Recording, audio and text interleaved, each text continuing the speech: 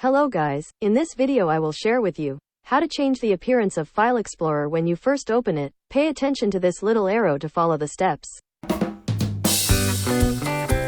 Before changing it, the File Explorer will go to Home when you first open it, and this time we will change it to this PC when we just open the File Explorer.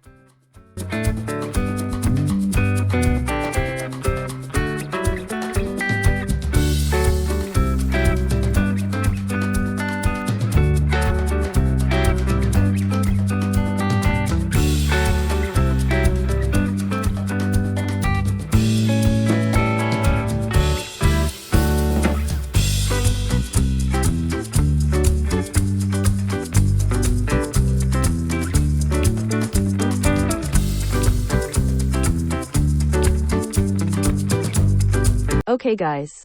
I hope you like this video. Don't forget to click subscribe and press the bell button so you get notifications of the latest videos from this channel.